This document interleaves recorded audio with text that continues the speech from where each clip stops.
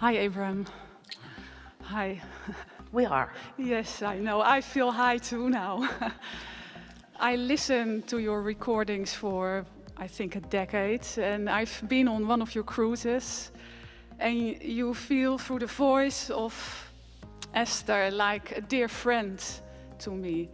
You feel the resonance of your own inner being through the things you hear. Yes. That's yeah. nice. Yes, it is. Yeah. And it feels like being in alignment, it feels like a muscle that gets stronger, like That's a good analogy. gets easier like and easier to an hold alignment condition. Even when I get out of alignment, without realizing it, something appears that I feel again in alignment, and that feels so great. It feels like trust, confidence. And just like training a muscle, it takes some practice, doesn't it? It does. Yeah. It does. Yes. And I enjoy it. When I look back, I enjoy the ride, and I'm eager for more. You know, Perfect state of being. It is. It is. And now, sometimes I think, wow, I feel sometimes a little bit modest, like I'm getting used the way it goes. Like I listen once in a while to you, almost 4 times a week, I think. And I just allow the good feelings. And I think I could be even a little bit more bold in my desire, yeah? Here's the thing.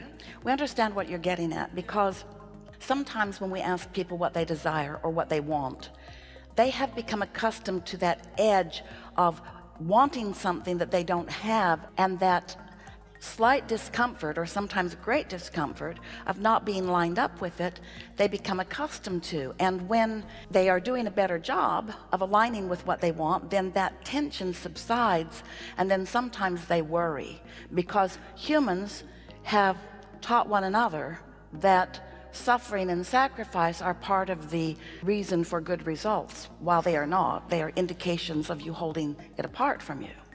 So finding the balance in that is a really important thing.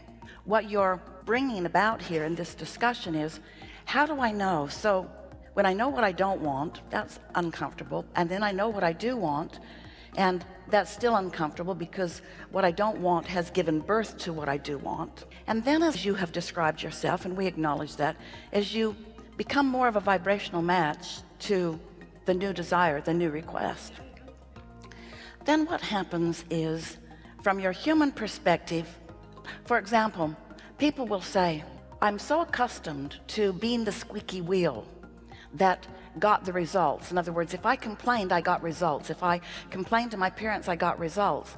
And I'm afraid if I'm acknowledging how everything is good, then no one will give up the goods. And we say, maybe humans are wanting to train you into submission and sacrifice and serving them, but source energy and the way the universe works is, the better you feel, the more you are in vibrational alignment with what you want. So then the question is, how do I know? Is a feeling of satisfaction an aligned state of being, would you say? Yeah. And is a feeling of passion and exhilaration a state of alignment? Yes, and it is. Is a state of exhilaration and passion an indication of even more momentum while in a state of alignment?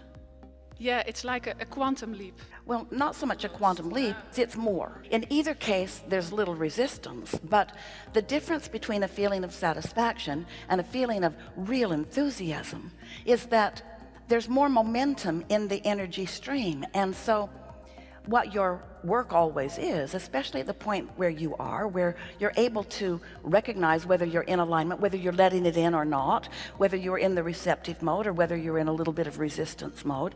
When you know that you're in the receptive mode, then more attention to the subject will cause the energy to move faster, and you will feel more and more exhilaration about that. Because otherwise, you were describing something that sounds a little bit like complacency. And you see, here's the thing. The way it is all set up, and what your inner being knows about you, and the components that you've sifted and sorted and put into the vortex are such that it is not even logical for you to be in any state of complacency for any amount of time.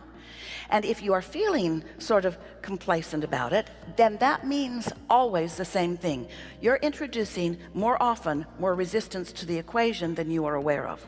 Because if it were not for the introduction or the offering of thoughts that are resistant in nature, then that feeling of satisfaction would build into more and more and more and more and more and more and more and more often feelings of passion and enthusiasm and eagerness, you see. Is that helpful to you? Yeah, it is. And so then what? It's like, because what you said, I can imagine of those moments that I was really enthusiastic, and then things developed and showed up. I should allow those moments, to give time also for those moments. That's how I feel it right now, that I still can shoot in my own foot and realize it, and then think, oh, I did, okay, I come back. And Here's what's going on all the time. Yeah. So your point of attraction from your human perspective is about the thoughts that you continue to think. That's what beliefs are. A belief is just a thought that you continue to think. And there are muscle responses in beliefs, both wanted and unwanted. You've picked up things along your physical trail that aren't serving you. And you have muscle memory about some of those too. So that leads us to the conversation about the flow from past into what you call your physical now, into what you want to call your future now, or what we want to call now. Because whatever you're focused upon is activating a vibration now. So it's affecting your point of attraction now.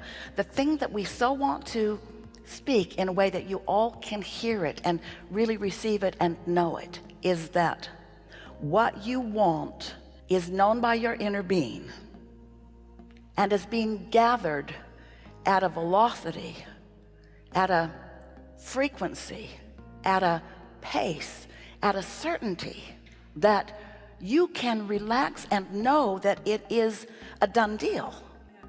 So your work, now we're going to offer you a phrase here, and this is a key phrase. As you capture it for yourself, this is going to make the distinction that you are asking for and that a lot of you are asking for. Hear this phrase: the awesome power of non-resistant thought. Meaning, you're hooked up with source energy who's focused on you and what you want and what you've already become, and it is happening. The awesome power of non-resistant thought. And when you hang around in that frequency on a really regular basis, people are watching you in amazement about what's going on in your life. But now we want to change one word in that. This is the distinction that we're asking. The awesome pleasure of non-resistant thought.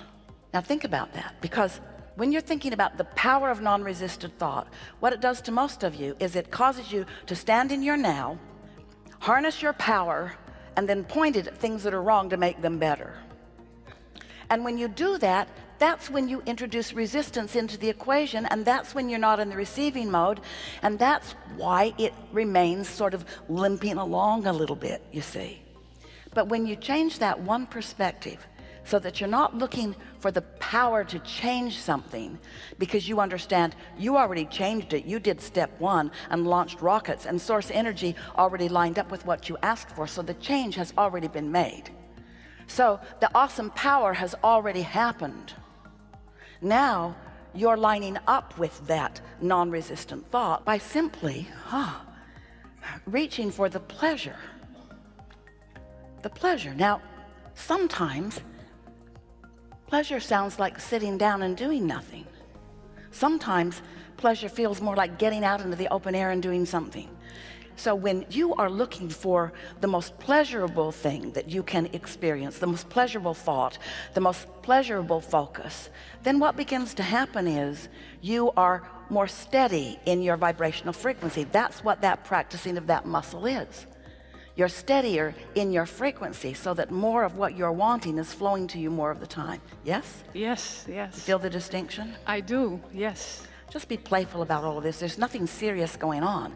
In other words, you've done all the work. That's the thing that most don't understand. If you could see in your vortices the way we do, there's stuff there that would keep you busy for 20 or 30 lifetimes. You've sifted and sorted. You have evolved. It's time for you to cash in your vibrational chips. It's time for you to practice the pleasure of thought.